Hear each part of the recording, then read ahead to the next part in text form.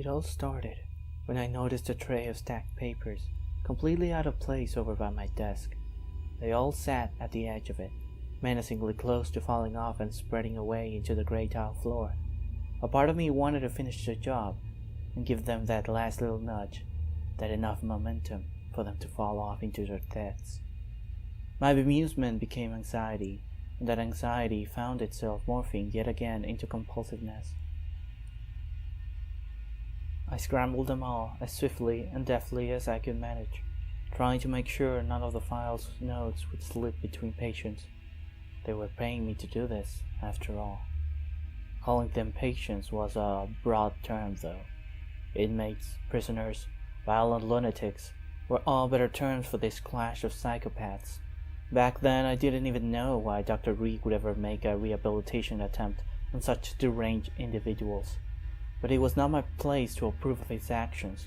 My place was to suck it up and assist the psychiatrists in their work. Before I could even finish merging the Frankensteinic pile of documents, I had already received 3 consecutive beeps on my phone. I shoved the clutter of files aside to the best of my ability and fumbled my phone out of my pocket. Dr. Brandon, as his usual modus operandi, flared another round of SMS before waiting for my reply to this first batch of messages. "Head over to the West Wing," one of the texts could read.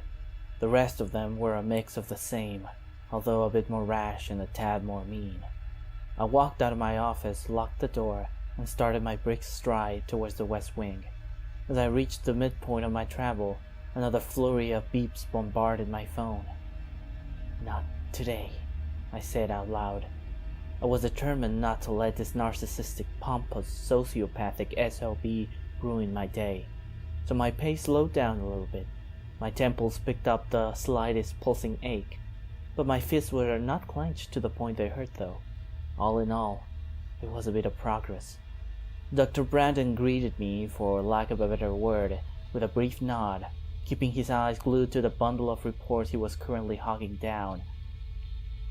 That streak of white was so annoying on that Monday morning. One more condescending look, one more rude remark about my competence, or one more jab at my attire would have probably been enough for me to snap and rip that stupid white tuft of hair right off his scalp. It couldn't have helped the massive balding patch just under. Best part about it is that he tried to play it cool by combing all of his hair backwards, like that was fooling anybody. "Come," he said in a cold, almost robotic voice. "Sorry, I just... Patient 21, you're up," Dr. Brandon said as he pointed with one of his pale fingers towards one of the 50 doors evenly placed throughout the hall. I gulped as all my brewing anger eroded away, and feeling a bit better about being off the hook with just a slightly annoyed doctor, proceeded to open the door. "Hello? Roger?" I said. Roger stood in the center of the room with his back facing the only door that adorned his bleak white room. Every single one of these ivory cages were bereft of most furniture. Inside each of them you'd find nothing but a haphazardly placed mattress, a nailed-down white wooden desk, and a matching nailed-down wooden chair. "Roger?" I asked again. Roger shrugged, but he wouldn't turn around. "Patient 21, you will answer to the aide," Dr. Brandon barked as he walked into the room, placing himself at arm's reach of Roger. 21. 21! Answer me! He yelled and twisted the man's shoulder, violently turning him around. Roger was completely bathed in red. Somehow he'd managed to remove both of his eyes, which now hung only by a thin crimson string. "He wanted to see them pop," Roger said. "Pop! Pop! Pop!" "Jesus Christ, get him to the infirmary," Dr. Brandon exclaimed. I sprinted out of the room and fetched the nearest stretcher at the nurse's lobby. I rushed back to Roger's room and found him alone, confused, just standing idly by the door with his eyeballs dangling about. "Pop! Pop! Pop!" he whispered as his hands twitched and turned. "Roger, I'm going to need you to step on the stretcher, okay?" "Pop! make my eyes pop. It took a bit of physical persuasion, but I got Roger to move and finally lay down on the stretcher. I pushed on through the door and was now cruising at about 5 miles per hour against the sullen complaint of my aching feet pounding on the gray floor. As soon as I entered the infirmary, a chorus of shrieks and moans assaulted my ears. Patients with all sorts of lacerations laid on a lineup of brown linen beds. At least half of them were writhing in agony, while the others appeared to be knocked out cold. "A bit busy today," a voice echoed behind me. "Dr. Ashcroft, what the hell happened to them?" I asked. "You don't come here often, Miss Evergreen, so this must look quite chaotic. It's just a normal Monday." "But so many. They are mentally ill. You've seen how violent they get. Speaking of which," Dr. Ashcroft said as he leaned closer over Roger, "this is a new one. I didn't expect to see patient 21 here. He was one of the milder ones." "Roger." "Excuse me? His name is Roger. He's patient 21 too, is he not?" I nodded as I felt the vein in my temple started to bulge. If they hadn't been paying me 3 times my normal salary, I would have just stormed out of there. But I rolled down my eyes, swallowed any shred of defiance, and ushered Roger onto one of the beds. "I'll take care of him. You can go," he said while grabbing a handful of medical files over his desk. He didn't even look back at me. I wasn't expecting him to. I glanced back once more as I left through the door. Dr. Ashcroft was injecting a thick syrup into Roger. To this day, I'm not entirely sure what exactly it was, only that it was brown, and it looked like it struggled as it flowed into Roger's vein. I left the infirmary with a storm of doubts that fluttered and clogged my brain. I hadn't been on any facility where the physicians were particularly fond of their patients, but these seemed to be like the polar opposite. This mission, this directive that we were somehow trying to rehabilitate them, felt less and less credible to me. They were treated no better than lab rats. Back inside my office, a disarray of files were scattered freely over the floor. I sighed, shook my head, and started picking them up one by one. I wondered about the many hours of work other aides had pumped in to make these files, and now I angst the hours of work I'd have to pump in to make them whole again. Thomas Fletcher, father of 3, charged with the murder of all 3, was the first file I assembled back up. What would ever possess a man to kill all 3 of his children is beyond my comprehension. His recent chart history stated that he'd been having strange, livid dreams about a boy wandering around the facility. Amanda Lurkins, sole survivor of an occult religious mishap, was caught half asleep in a car on her way to her family's farmstead in Marfa. She rambled about something her grandmother wanted to bring forth into this world. She fended off 3 police officers, biting one of their ears clean off. She too, however, had dreamt of this boy wandering around the facility. Jacob Malone, with 3 suicide attempts and 4 children homicides under his belt, was truly a man you could never turn your back on. He was not to be with or around any other patients. Dr. Reed went as far as vacating one of our storage cellars and creating a special room for him. His room sat at the end of a lone underground corridor. No one but Dr. Reed himself was allowed down there, and even then, he'd usually bring about 2 or 3 armed guards. They gave me a bit of a jump when I saw them for the first time. It was highly unusual to have any sort of firearm in a facility of this nature. I suppose due to the violent habits of our patients, it was a necessary precaution. Interestingly enough, Mr. Malone had also dreamt about the boy. With the better part of my curiosity piqued, I started to check the rest of the patient files. The pattern was obvious, but why had no one said a word about this? All 72 patients had dreamt about a boy no more than 10 who visited them at night.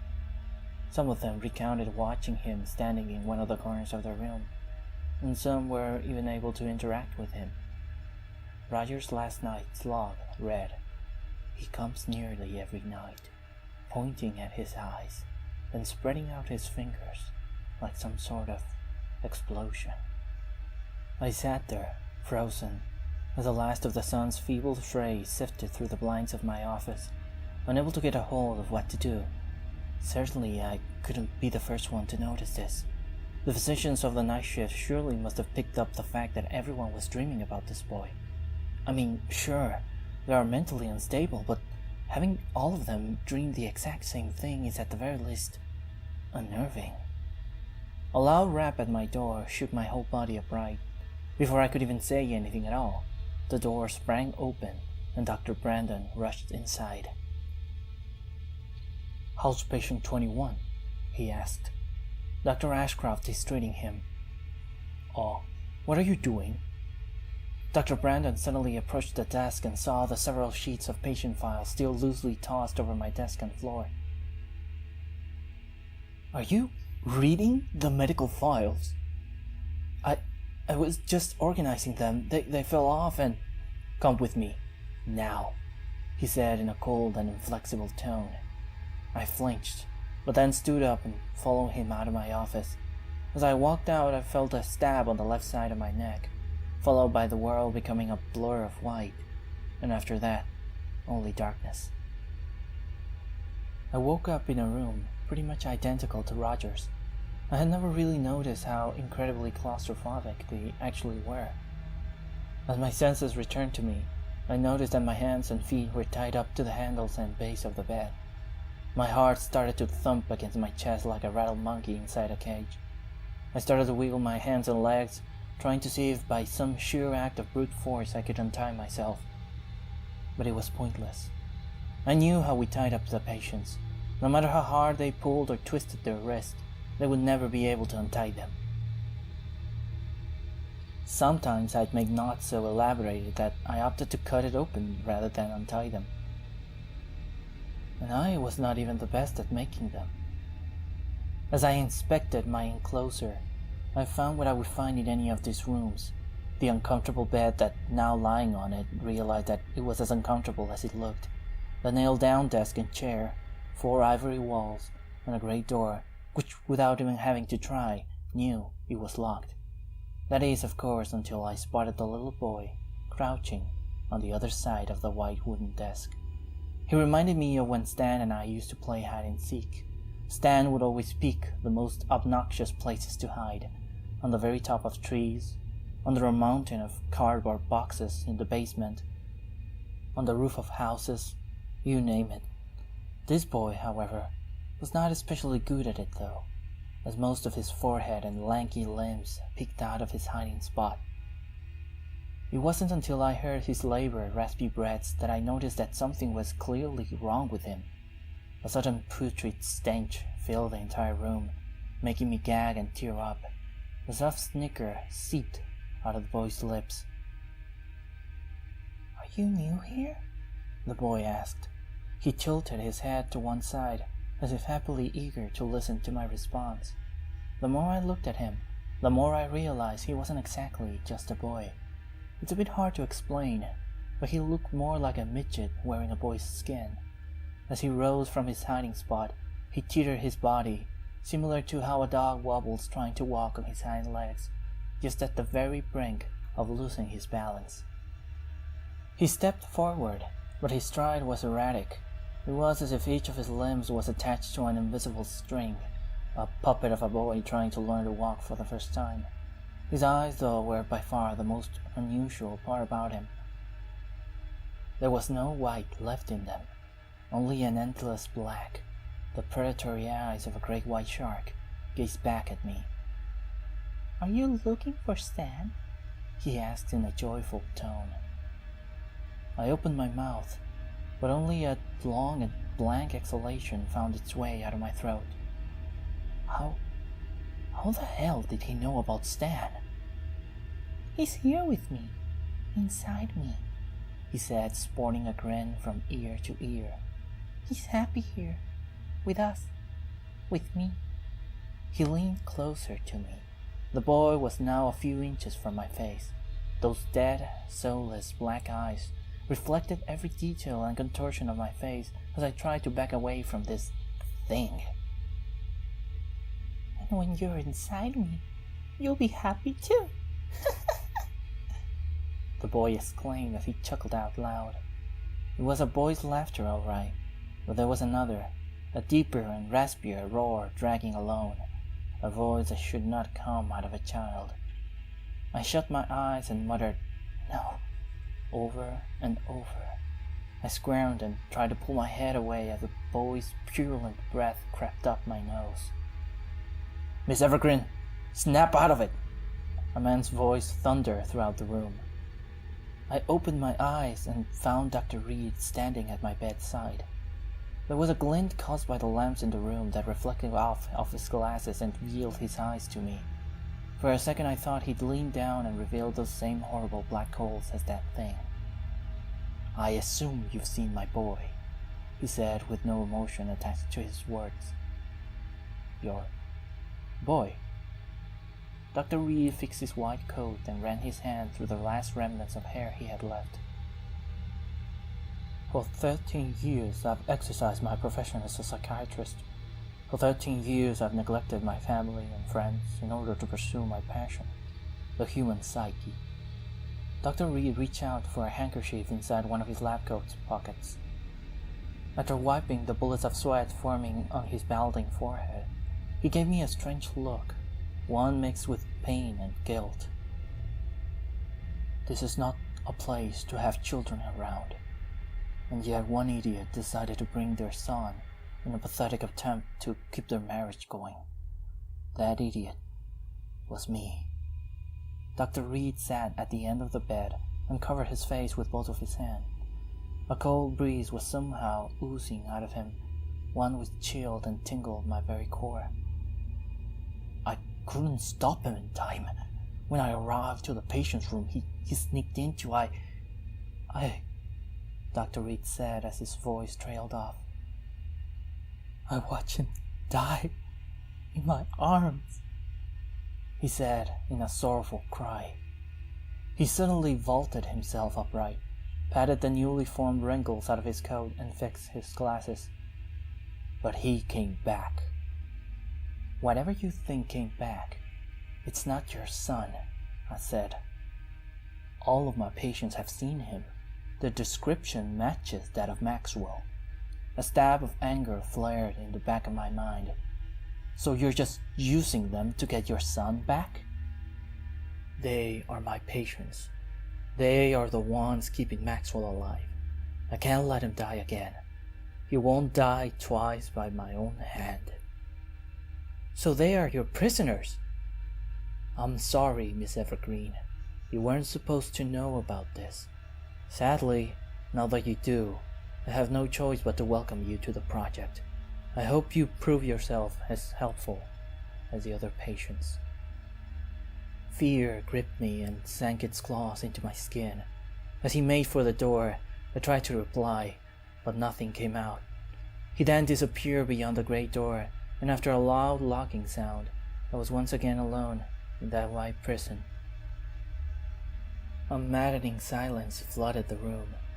Everything felt as if it was covered over a thin layer of mortal danger.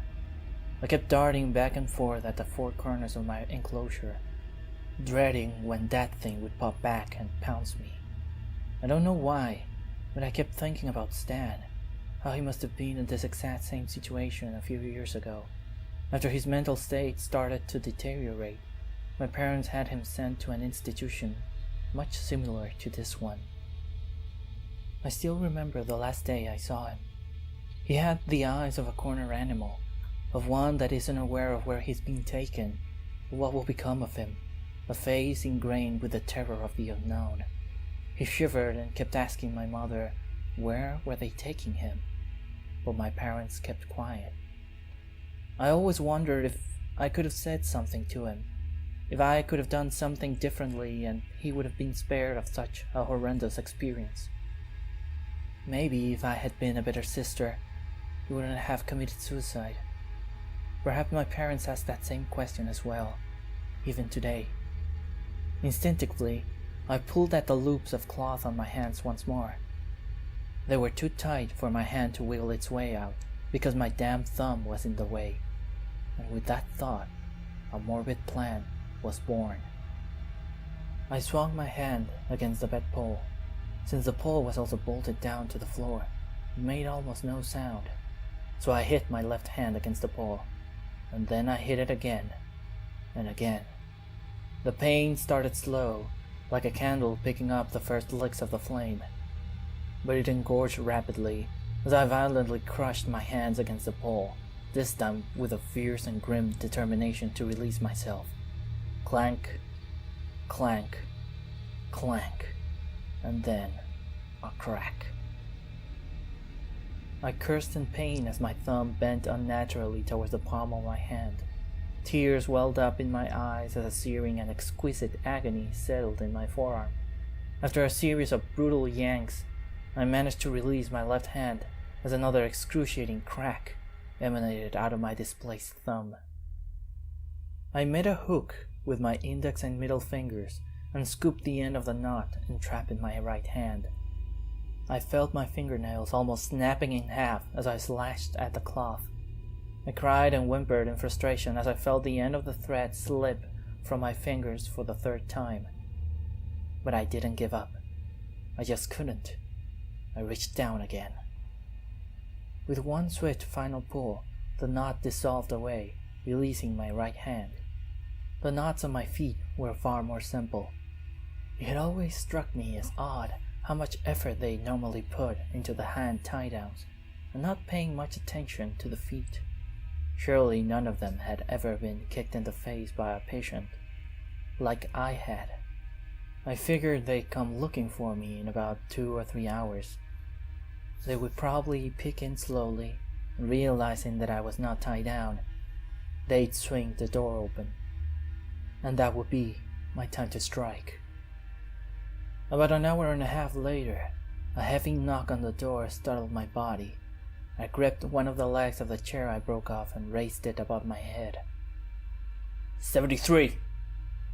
A man's voice boomed from the other side of the door. A shiver went down my spine. I have to admit that at that point I held on to the innocent thought that maybe, just maybe, I'd be able to convince my coworkers that it was Lisa, the awkward girl they would sometimes order around and ate lunch with. But as I heard them call me 73, I knew I wasn't a human anymore to them. I was just number 73. To them, Lisa Evergreen was nothing more than a lab rat with a number tag. I readied my improvised wooden mace. The man peeked, but probably couldn't see anything because I broke the lamps inside, surrounding me and my club in complete darkness. 73? The man asked once more, opening the grey door just a little bit further. His head emerged ever so slightly through the gap of piercing light, and a familiar creak, the sound of the door announced its stealthy opening, cued my attack, so I swung down with all of my force. A loud thud broke the silence in the dark room. The man collapsed all the way to the floor, and the door tried to close on its own, just as they had been built to, but his head stuck it at the right angle. The dot on his nape started swelling and gurgling blood, and for a second I thought that I was now a murderer, no longer any different from any of our patients. I gripped my weapon, now adorned with a crimson hue just at the tip of where a nasty set of splinters poked out, and forced the door open. I immediately recognized the hallway as the east wing, and started sprinting for the nurse's lobby. As I ran past the nurse center, I realized I only had about a minute or two left before a group of armed men stormed the wing and restored peace, using any means necessary. Trying to reach the front door would mean going through at least 15 armed guards, but if I could find a laundry chute, I'd be able to get a one-way ticket out of this mess. I rammed every door open, not caring who or what was behind them. After going through the one before the laundry chute, I knocked out Dr. Brandon cold. It was almost poetic. Was all the bastard could say before his eyes rolled upwards and his back met the floor.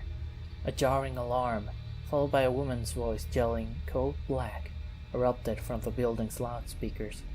Out in the wing, I could hear the rest of the patients riling up, howling and beating their hands and head against the doors. I kept running towards the chute as their acoustic aberrations became nothing more than memories fading away. With a well-won sense of triumphance, I clasped the knob leading to the laundry chute, but as soon as I tried to pull it, the translucent screen placed just above it allowed me to see a small bundle of black and a pair of familiar eyes gazing back at me and gripping the other side of the knob. Those dead pools of tar glistened with what I can only assume was bloodlust as I started to hear the marching and breaking of doors on furniture behind me. I yanked the knob again and I was able to open it just a little bit, but the black thing thrashed the door back, slamming it shut. It then smiled and flashed its many rows of pointed yellow teeth. It crunched his jaws together, creating an awful cacophony of clicks and slurps. As the stomps and growls behind me grew louder, the creature's snickers and eerie expression became more pronounced. "Please, let me go," I pleaded, but the creature shook his head as his smile grew bigger and meaner, almost escaping out of the frame of its disfigured face. It never saw Stan coming. All of a sudden, my brother appeared behind it, and grabbing it by the shoulders, threw him back away from the door. The thing shrieked in fury as my brother opened the door. "Go," he said. "Stan, go!" he screamed. He then pointed at a small cupboard door. Just like Roger, his eyes were also missing. I opened the chute and looked back one more time at my brother. He smiled and faded away into a trail of dust. The creature, however, bounced back up and showed its whole body, revealing grotesque pikes sticking out of him. It then swirled the black mesh of tendrils in front of him and created the boy's face, the one he'd presented me before. "Please don't go. Please don't go. Please don't go," he said as his face split in half, revealing a maw of pointed yellow fangs. The boy shrieked out a guttural jangle and lunged at me at full sprint. I slid down the chute. I couldn't see a damn thing. I just felt the bruising and the slamming against the walls of the shaft as I tumbled down its many bends and swirls. My journey finally came to an abrupt halt when my face met a jungle of bed and washcloths. The soiled and humid sheets had a particular reek that I haven't been able to quite forget. But other than that, I was alone and a service door away from freedom. I juggled myself out of the cart and pushed the emergency door open. A gush of fresh air caressed my face. I ran out of the parking lot and straight out into the highway. I walked for about a mile before I found a gas station with a phone and I called my friend Maurice. She and I had been close before Stanley's suicide. She was bewildered and shocked by my ramblings, but agreed to pick me up at the back of the store. "Jesus, are you alright? What the hell happened to you?" she asked. In her defense, it was probably a good question. Bloody mallet on one hand, a purple pulsing pulp as my other, scratches and bruises all over my body, a huge bump in my head from the chute. I was, in a few words, a walking bloody mess. "You're better off not knowing," I said. I liked Maurice. She had a way of understanding situations right away. No more questions or words were crossed between us that night. She dropped me off at a shady hotel and just waved me off with a simple, "Take care." I called 911 and informed them of the horrible things being done at that Mercy Hill Institute. They found, at least according to the next day news, more than 100 bodies mauled and half-eaten, all piled up on Jacob Malone's underground room. Other than the police's eyewitness reports, no recordings, video footage, or any other form of evidence were found inside the facility. I can only guess that Dr. Reed was so adamant about keeping that thing alive that he probably risked it all so that his son could live on, because there was virtually no place inside there that wasn't surveyed by a black dome and a cold, unblinking, circular lens. Either way, he was one of the few confirmed corpses that were able to be identified right away. I wonder what were his last thoughts as his son killed him. Maurice called me the next day. "Are you alright? Everything's okay?" she asked shyly. There was a hidden angle about the way she voiced her words, a certain feeling that she was holding something back. It was as if she knew, some way, somehow, but couldn't quite come out and say it. "I'm fine, thank you. And thanks for last night. I really owe you one." "Don't mention it. Do you need anything? Want to go get some coffee?" "I think I'm gonna head out of town, visit some friends," I lied.